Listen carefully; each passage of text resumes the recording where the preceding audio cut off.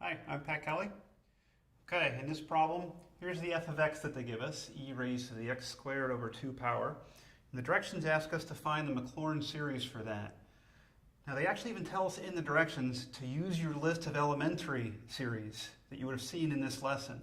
So what this group of problems is trying to hit on, it's a really important skill, is to look at series that you already know from that list, and then when you see something new and slightly different, try to take what you know and make the new stuff look like that, okay? So that's what we're going to do. Now, this was the function they gave me, e to some kind of power. So I hope it was clear that from that list, I grab the e to the x power, right? And then from there, I just have to decide how my f of x function is different from the e to the x series that we know. So if I call this g of x just for reference, in terms of how different the given function is, it's just a matter of our argument, the exponent of x, the exponent of e.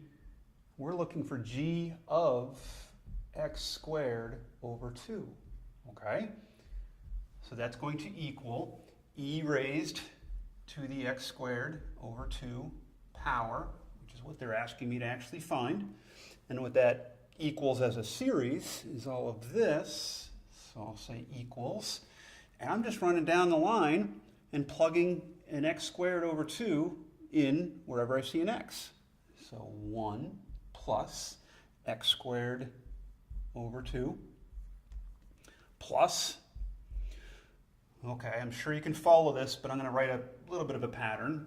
X squared over 2 squared is going to be x to the 4th, and then the over 2 also gets squared, so that'll be over 4. Let's shove that downstairs.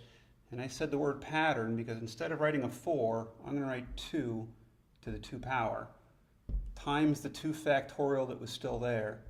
And I'm not going to simplify that because I'm always looking for patterns. So if I go to the next one, plus x cubed, and I'm plugging this in, that's going to get me up to x raised to the 6th power divided by that over 2 gets raised to the 3 power, but gets shoved downstairs.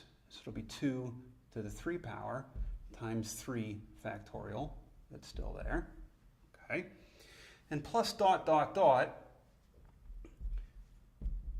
And I'm looking now just to generalize this term. And what happens is x raised to the 2n power, that's what we've been seeing, divided by 2 raised to that n power times n factorial. Notice those n's are always the same, okay? Plus dot, dot, dot. A little crowded there because I did also write down the interval of convergence I would have grabbed right from that list of elementary series from this lesson. Interval of convergence here is everywhere from negative infinity to infinity, and that's not changing for us here in this series. So our interval of convergence is also negative infinity to infinity. That's all we had to do. The rest of these problems, you're just looking for a pattern and how the given function fits one that you know and tweak it a little bit. Thanks, and I hope that helps.